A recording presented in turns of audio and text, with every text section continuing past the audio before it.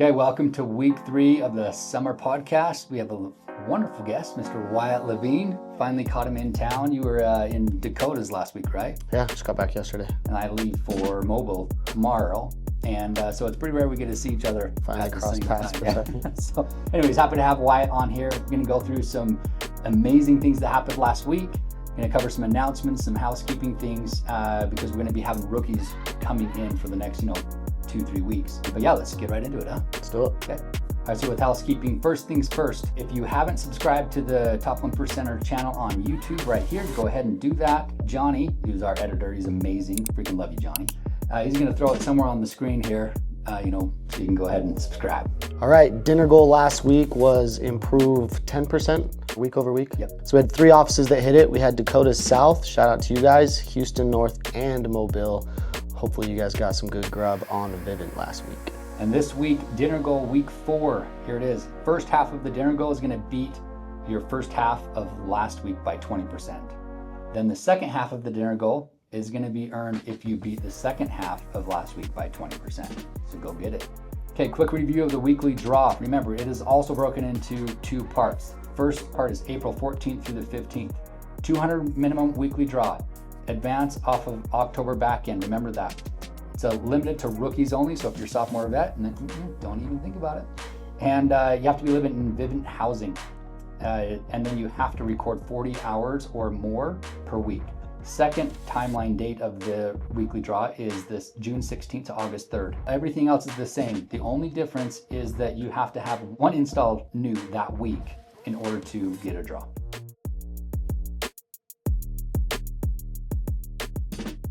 All right, and then just to recap the 2025 Winner Circle qualifications, you see the numbers on the screen, so I don't need to go into each one, but we do want to just highlight the gold standard qualifications minimum. So this is where we're trying to get 5-star reviews. Rookies need 20, sophomores need 30, and veterans need 40 5-star reviews. So remember to get these reviews with your customers.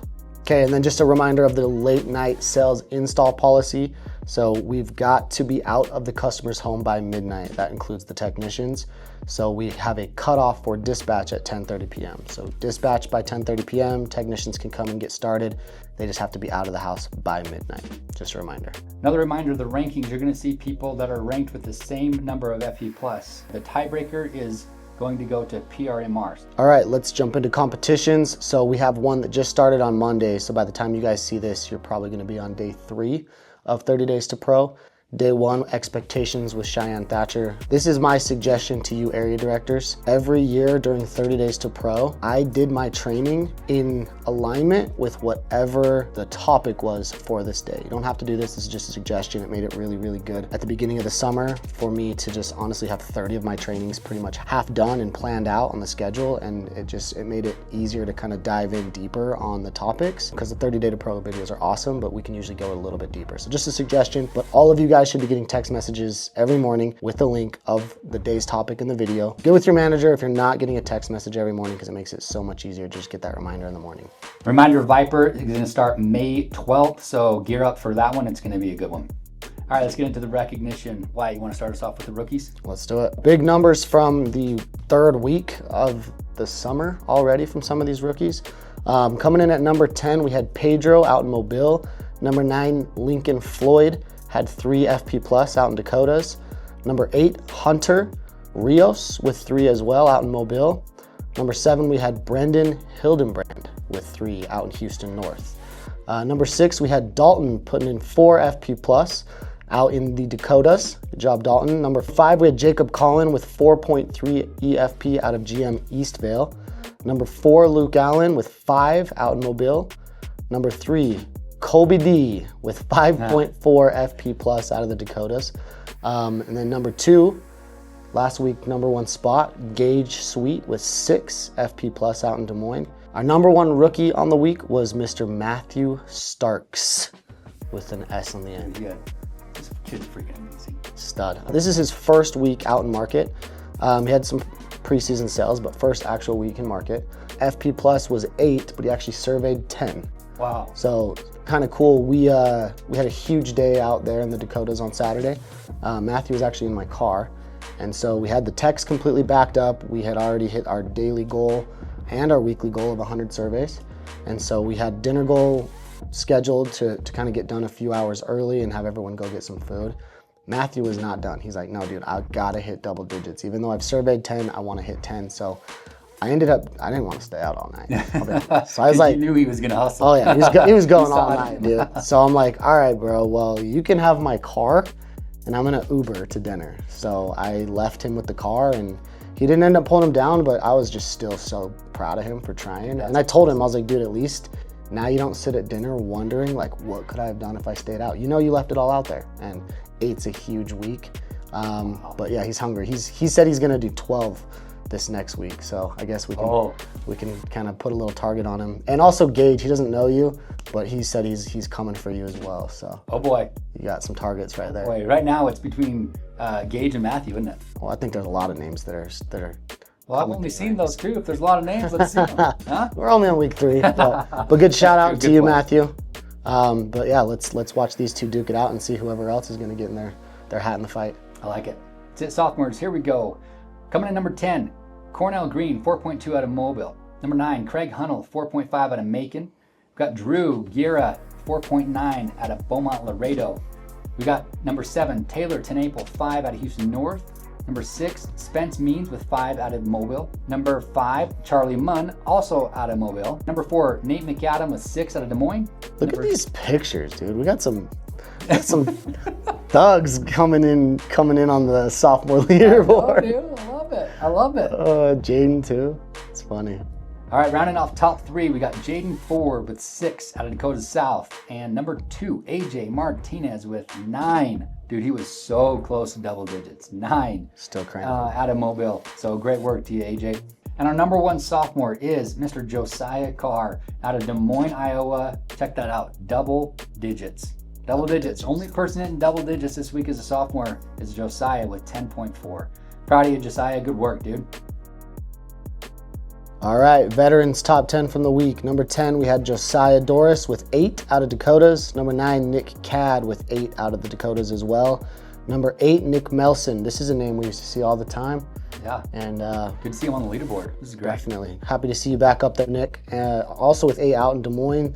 Number 7, we had Isaac Shelley with 9 out of Beaumont Laredo. Number 6, Nicholas Grant with an 11 pop out in Mobile, leading the squad out there.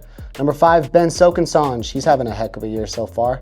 11 out of Des Moines. Number 4, Andrew McCann with 11 out of Mobile.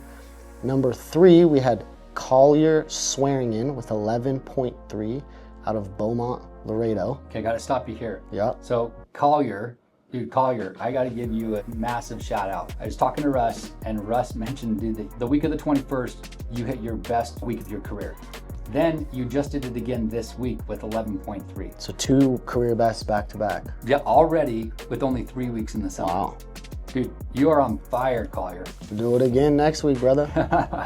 Heck yeah. Good job, dude. All right, number 2, we had Anthony Starks, aka Iron Man, with 12. Those Starks brothers went off this week, huh? Dude, yes. Out in the Dakotas. And our number 1 veteran for the week, we've seen this name a few times, Caden Ingram with 13 out of Houston North. Good job, Caden. All right, now for the entity level. Here we go. Last week, our offices, let's see it. Wilmington and Greensboro both, they can finally go knock in their actual market. Right. Their licensing got done, and so they're going to be out there. Both of these teams are only able to knock Monday, Tuesday, Wednesday.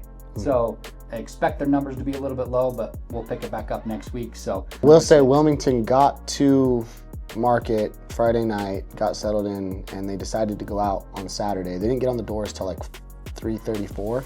No technicians. They knew they couldn't get any installs, but they did 11 surveys just in prime time on Saturday. So wow. None of them got installed, but proud of those boys for at least getting out and getting a feel for the market. Dude, way to lead out there, Lucas. Good job.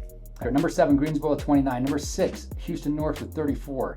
Number 5, Macon at 42. Number 4, Beaumont Laredo at 60.9. Number 3, Dakota South 88.8, which great job for hitting 100 surveys, Dakota South. That's awesome. Brett leading from the front out there. Good job. And lots of rookies and reps with sales too. So that's exciting to see. Yes. And then our number 2 is Des Moines, 90.9. They had 16 reps with the sale, 4 rookies with the sale. Great job. I kind of want to shout out Dakota South. right here with 9 rookies with the deal. Most rookies with deals. Great job. I think they have like 10 to 15 more showing up over the next couple weeks. That's awesome. And our number 1 office, good old Mobile, Alabama.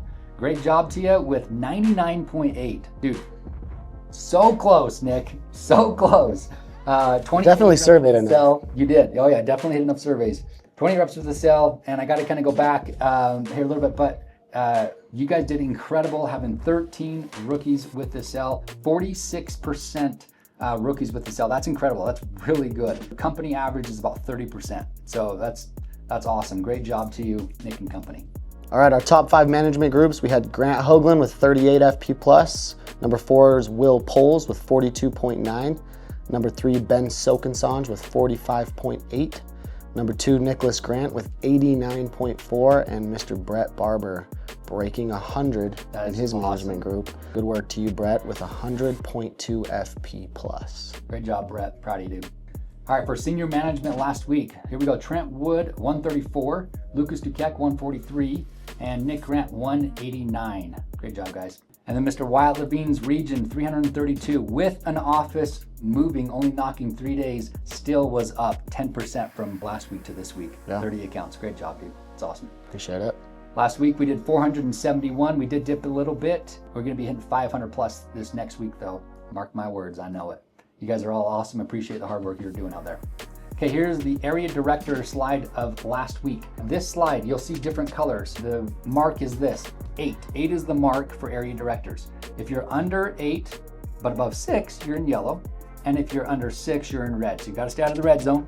Danger zone. Danger zone is the red zone. We don't want the danger zone. No. We understand that a couple offices were moving last week, Lucas and Trent. And we also understand that the first few weeks of running a team, when you've got 25, 30 dudes, this is hard. It is not easy. It's a lot. Especially when you have a lot of rookies. Guys are doing it. We get it. It is hard. So I'm not necessarily giving a pass to if you're under 8, but I'm just letting everybody know first few weeks are difficult. However, next week, no passes, right? You got to be 8 or more. We're proud of our area directors. Let's go through it. Here we go. Brett, 3. Also with Brett, dude, you did 100 surveys. Your group is doing great. You have over 100 in your management group. I saw it, man. He was working. He was running around like crazy. Lots of stuff going on. So yeah, for sure.